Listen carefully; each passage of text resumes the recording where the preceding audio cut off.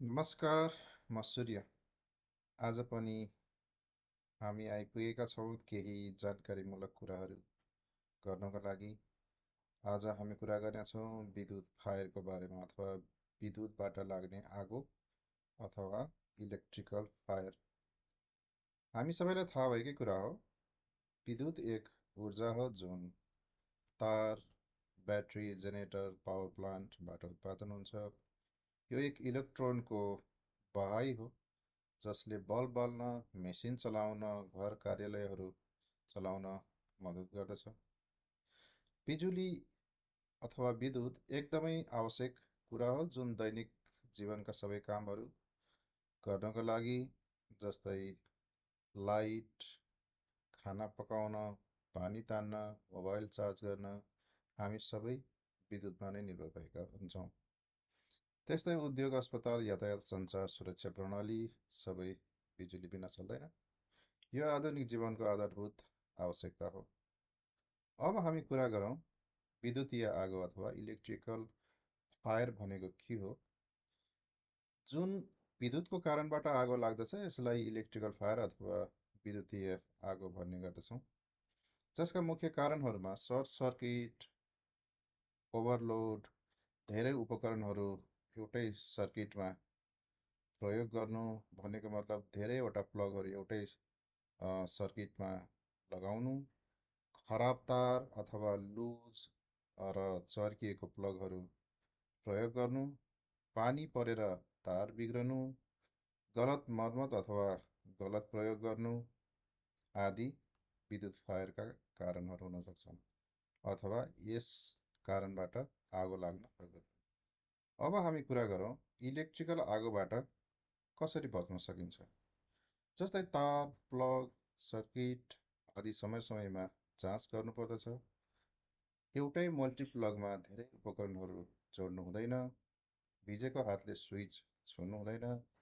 क्षतिग्रस्त तारहरू यदि छन् भने तुरुन्तै हेर्नुपर्दछ र उपकरणहरू बन्द गरेर राखेको अवस्थामा प्लगलाई निकाल्नु पर्दछ अथवा बन्द गर्नुपर्दछ र बच्चाहरूलाई तार अथवा स्विचबाट टाढा राख्नु। अब इलेक्ट्रिकल फायर यदि भइहालेमा यसलाई कसरी निभाउन सकिन्छ त, अथवा विद्युतीय आगो विद्युतको कारणबाट आगो लागेको छ भने कसरी निभाउन सकिन्छ। सबैभन्दा पहिले त विद्युतको स्रोत जहाँ छ मेन स्विच यसलाई बन्द गर्नुपर्दछ र बिजुलीबाट यदि आगो लागेको छ भने यसलाई छुनु हुँदैन र पानी हाल्नु हुँदैन। यदि हामीले पानी हाल्यौँ भने आफैलाई करेन्ट लाग्ने हुन्छ। र सुरक्षित निभाउने तरिका के छन् त भन्दा, यदि हामीसँग CO2 फायर एक्सटिङ्ग्विसर, जुन हामी फायर एक्सटिङ्ग्विसरको अघिल्लो दिनहरूमा पनि कुरा गरेका थियौँ, जुन इलेक्ट्रिकल फायरको लागि सुइटेबल फायर एक्सटिङ्ग्विसर हो। यदि हामीसँग त्यो फायर एक्सटिङ्ग्विसर छ भने CO2 फायर एक्सटिङ्ग्विसर अथवा DCP मतलब ड्राई केमिकल पाउडर फायर एक्सटिङ्ग्विसर पनि प्रयोग गर्न सक्दछौँ।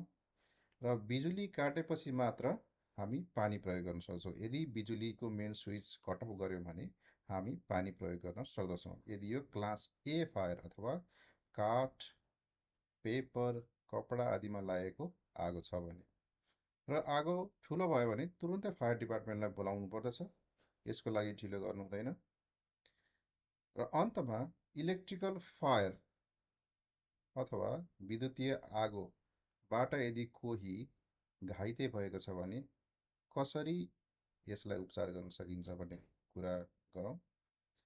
यदि कुनै व्यक्ति विद्युतीय आगोबाट घाइते भएको छ भने पीडितलाई सिधै छुनु हुँदैन अथवा घाइतेलाई सिधै छुनु हुँदैन। मेन स्विच बन्द गर्नुपर्दछ र अथवा यदि बन्द गर्ने कुनै विकल्प छैन भने काठ अथवा प्लास्टिकको डन्डीले तारलाई हटाउनु पर्दछ र सुरक्षित भइसकेपछि घाइतेलाई छुन सकिन्छ। र जब घाइतेको नजिक पुगिन्छ, यदि सास चलिरहेको छ या छैन चेक गर्ने। यदि चलिरहेको छ भने ठिक छ, उसलाई रिकभरी पोजिसनमा हामी राख्न सक्दछौँ। रिकभरी पोजिसन के हो भन्ने कुरा हामी पछिको फेरि आउने क्लासहरू मतलब फेरि आउने दिनहरूमा हामी कुरा गर्ने नै छौँ। यदि तपाईँ तालिम प्राप्त हुनुहुन्छ भने सिपिआर गर्न सकिन्छ। यदि विद्युतीय आगोको कारणबाट शरीरमा कुनै जलन भएको छ भने चिसो पानीले 10 देखि 20 मिनेटसम्म चिस्याउनु पर्दछ। क्रिम, तेल, टुथपेस्ट जस्ता चिजहरू लगाउँदैन। सफा कपडाले छोपेर अस्पताल लैजानु पर्दछ। र यस तरिकाबाट हामी इलेक्ट्रिकल फायरबाट बच्न सक्दछौँ र यदि कोही घाइते भइहाल्यो भने पनि उपचार गर्न सक्दछौँ। यो सन्देशलाई सेयर गर्नुहोला कि धेरैभन्दा धेरै व्यक्तिहरू यसबाट लाभान्वित हुनुहोस्। के थाहा, तपाईँको सानो प्रयासले र सानो कुनै जानकारीले भोलि कसैको ज्यान बच्न सक्छ भने यो सबैभन्दा उपयुक्त हुनेछ। आजको लागि यति नै। धन्यवाद।